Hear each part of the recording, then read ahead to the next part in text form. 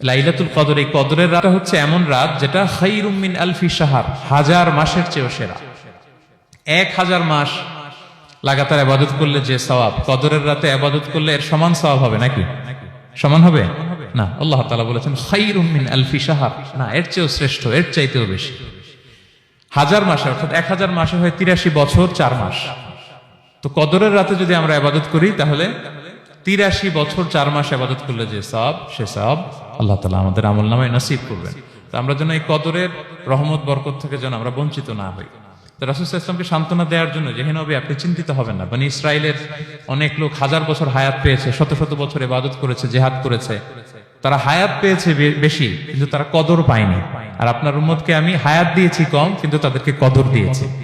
সুবহানাল্লাহ বিহামদি, লাইলাতুল কদর দিয়েছি, যে কদরের রাত 1000 মাসের চেয়েও সেরা। তো এই কদরের রাতকে আবার লাইলাতুন মুবারাকাও বলা হয়েছে। ইন্না আনসালনাহু ফি লাইলাতিন মুবারাকা, এটা বরকতময় রাত। ফিহা ইউফরাকু কুল্লু আমরিন হাকিম, সব বিজ্ঞচিত প্রাজ্ঞচিত বিষয়ের ফয়সালা হয়। এটা বেসিক্যালি একটা বাজেট রাত বলা যায়। এ রাতে আগামী 1 বছরে আমাদের কি ঘটবে না ঘটবে আল্লাহ তাআলা এটার বাজেট করেন, এটাকে রিভাইজ করেন। সো এই রাতটা অনেক গুরুত্বপূর্ণ। তো এই কদরের রাত, এটা কবে?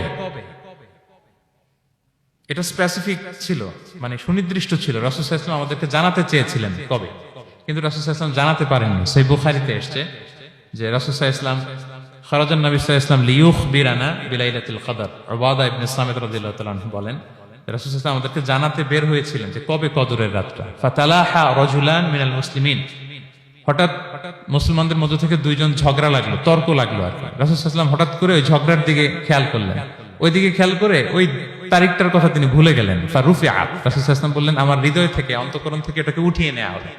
এখন আমি মনেই করতে পারছি না এটা কি 23 না 25 না 27 না 29, আমি মনে করতে পারছি না। এজন্য রাসূল সাল্লাল্লাহু আলাইহি ওয়াসাল্লাম বলেছেন যে তবে আমি এতটুকু মনে করতে পারছি, ফালতামিসুহা ফিল আশরিল আওয়াখিরি ফিল ফিত্রি, রমাদানের শেষ দশকের বেজর রাত্রিগুলোতে তোমরা কদর তালাশ করো।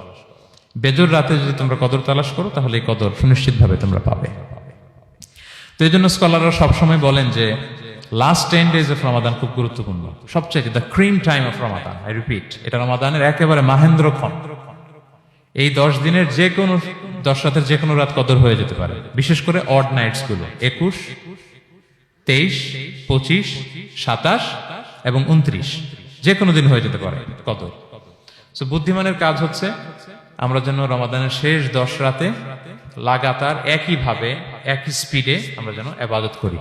কোন রাতে বেশি করলাম, হয়তো 27-এর রাতে আমি খুব ভাব গাম্ভীর্য নিয়ে, খুব আবেগ নিয়ে ইবাদত করলাম, কিন্তু হয়ে যেতে পারে যে এবছর কদর ছিল 25-এর রাত, হতে পারে না? পারে। তো আমরা তো মিস করে ফেললাম। তো আমরা যেন মিস না করি। বুদ্ধিমানের কাজ হবে সমানতালে ইবাদত করা।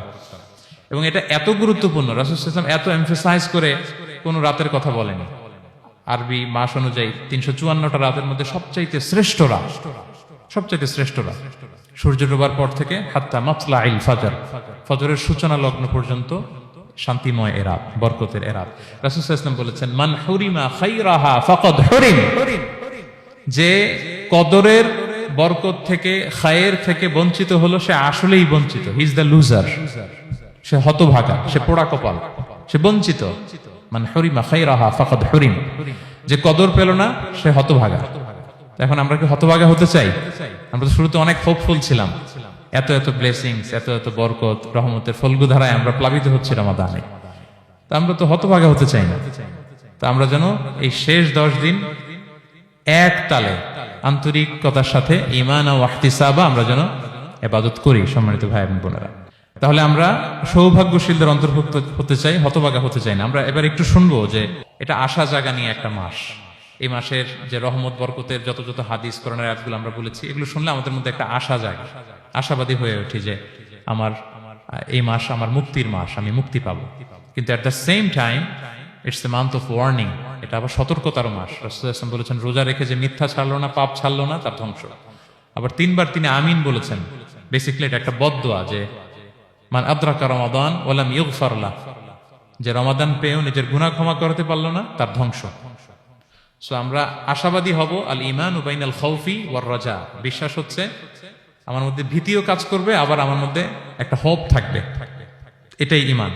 সো আমরা যেন এই ওয়ার্নিং গুলো আমাদের মাথায় রাখি যে আমরা যেন আল্লাহর নৈকট্যপ্রাপ্ত বান্দা হতে পারি, ক্ষমাপ্রাপ্তদের অন্তর্ভুক্ত যেন আমরা হতে পারি। আল্লাহ বলেন লাইলাতুল কদর খায়রুম মিন আলফি শাহর, নবী হে আপনার উম্মতের জন্য আমি কদরের রাত দিয়েছি, যে এক রাতে ইবাদত করলে 1000 মাসের চেয়েও বেশি সওয়াব তারা পেয়ে যাবে। সো এই কদরের রাত যেন আমরা মিস না করি। কোনটা কদরের রাত? আমরা বলেছিলাম শেষ 10 দিন সমান তালে ইবাদত করব। বিশেষ করে আমরা গুরুত্ব দিব অড নাইটস গুলোতে, 21, 23, 25, 27, 29 আমরা গুরুত্ব দিব। এবং রাসূল সাল্লাল্লাহু আলাইহি ওয়াসাল্লাম বলেছেন মান হুরিমা খায়রাহা ফাকাদ হুরিম, যে কদরের বরকত মিস করলো সে বঞ্চিত, সে হতভাগা, হি ইজ দ্য লুজার। আমরা যেন লুজার না হই, আমরা যেন গেইনার হই এই বরকতের মাসে।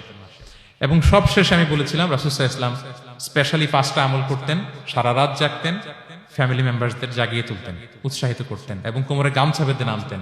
এরকম ইবাদতের স্পৃহা অন্য কখনো রাসূল সাল্লাল্লাহু আলাইহি ওয়াসাল্লামের মধ্যে দেখা যেত না, যেমনটা শেষ দশকে তিনি করতেন। ইতিকাফ করতেন তিনি, আর ইতিকাফ করলে কদর মিস হওয়ার সম্ভাবনা নেই।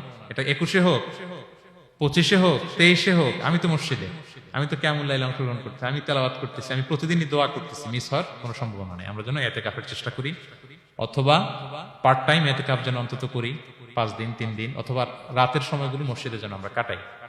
3 নম্বর বলেছিলাম রাসূল সাল্লাল্লাহু আলাইহি ওয়াসাল্লাম জিবরাইল আলাইহিস সালাম কোরআন রিভিশন করতেন, আমরা যেন কোরআন রিভাইজ করি, রেসাইটেশন করি বেশি মাত্রায় শেষের 10 দিন। কিয়ামুল লাইল ফালা তাসআল আন হুসনিহিন্না ওয়া তুলিহিন্না, কত সুন্দর কিয়ামুল লাইল ছিল বলে বোঝানো যাবে না। তো আমরা যেন এরকম দীর্ঘ সময় কিয়ামুল লাইল করি। আর সবশেষে বলেছিলাম দোয়া করা। দোয়া করা হচ্ছে দোয়া মুমিনের হাতিয়ার। দোয়া মানুষের জীবন চেঞ্জ করে দিতে পারে। চাওয়ার মতো চাইলে আল্লাহ ফেরান না, আল্লাহ তো দেওয়ার জন্যই বসে আছেন। আমরা যেন কায়মুল বাকি আল্লাহ তাআলার কাছে চাই, অশ্রুসিক্ত নয়নে যেন আমরা চাই। অনুতপ্ত বান্দার চোখের পানির ফোঁটা আল্লাহর কাছে খুব প্রিয়। 2 ফোঁটা আল্লাহর কাছে সবচেয়ে প্রিয়, জিহাদের ময়দানে মুজাহিদের রক্তের ফোঁটা আর অনুতপ্ত বান্দার চোখের পানির ফোঁটা। বান্দা অনুতপ্ত হয়ে, রিপেন্টেন্ট হয়ে চোখের পানি ছেড়ে যখন কাঁদে আর দোয়া করে, ওই চোখের পানি চোখ বেয়ে, নাকের ডগাবে, মাটিতে পড়ার আগেই আল্লাহ তার সব গুনাহ মাফ করে দেয়। আমরা যেন সেই অনুতপ্ত বান্দাদের কাতারে শামিল হতে পারি।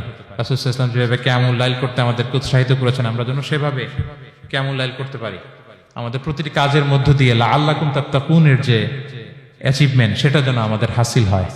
এবং এই রমাদানকে যেন আমরা আমাদের জীবনের সর্বশেষ রমাদান মনে করি। আমাদের চিফ ইমাম অফ সেন্ট্রাল মস্ক ইমাম রমাদান সুবকি নামাজের আগে একটা সুন্দর কথা বলেন যে পারফর্ম দিস সালাহ as if this is your last and final prayer. এমন ভাবে নামাজে দাঁড়াও, মনে করো এটাই হতে পারে জীবনের শেষ নামাজ। রাসূল সাল্লাল্লাহু আলাইহি ওয়াসাল্লাম এটাই বলেছেন। সো আমরা বিগত বছরগুলোতে আমাদের অনেক প্রিয়জনদের হারিয়েছি এই কোভিডের কারণে।